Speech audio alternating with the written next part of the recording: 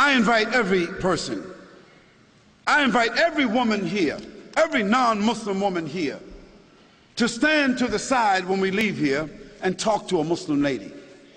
I mean, now, let's not ask Barbara Walters about how Muslim women feel. You know, let's not ask Tom Brokaw how Muslim women feel. Let's not ask CNN, ABC, Fox. Let's not ask the London Times or the Australian Times. Let's not ask non-Muslims about how Muslim women feel, how they live, what are their principles, what are their challenges. If you want to be fair, ask a Muslim woman. Ask my wife.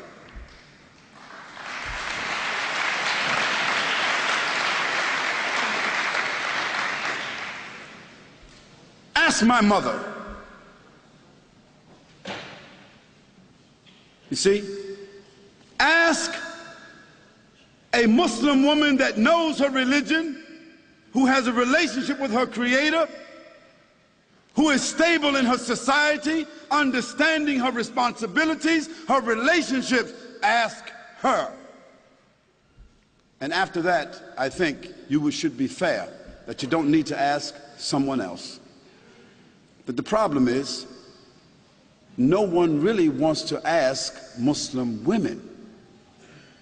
We want to take pictures of women in Afghanistan, and pictures of women in Palestine, and pictures of women in Pakistan, and pictures of women over here, and we want to listen to what people say about female circumcision as if Muslims got women, 1,000, 10, 30,000, 40,000 Muslim women all over the world is being circumcised. Some crazy Steven Spielberg stuff.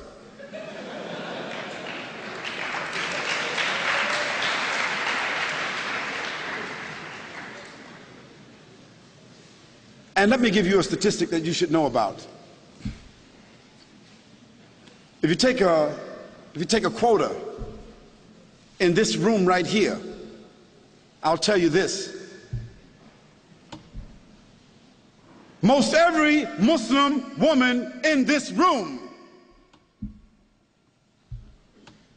will be a college graduate, or is a college graduate, or is very intelligent and very much socially endowed. And within her family structure, we find that women control the wealth more so than men. Now, what does that say to you?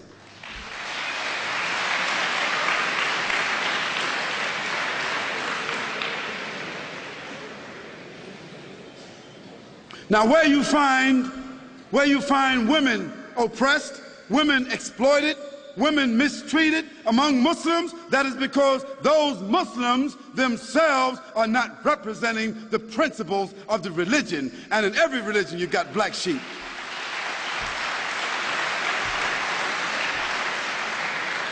But then again, you can't tell me that the 148,000 prostitutes that walk the streets in the UK, or the 76,000 prostitutes that walk the streets of Holland that have licenses to do so, you can't tell me that all these little young, naked little girls walking around Australia with no clothes on, you can't tell me that they represent liberation.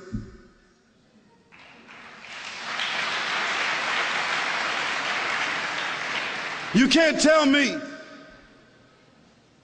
that the 2,350 abortions, murders that take place with these young women, you can't tell me that that represents sophistication. You can't tell me that that represents liberation. You can't tell me that a naked woman sitting on a chocolate bar, a naked woman selling everything, toothpaste, everything, you can't tell me that doesn't represent exploitation. So let's put things in context. Let's talk about things correctly, and let's be fair, and let's be objective. We can talk about that a little bit more if you want to. And let me give you one more statistic. One more. prostitution, venereal disease, abortion, and pedophilia. And this horrendous number of children being raped and kidnapped that exists in the Western world. It is almost unheard of in the Muslim world.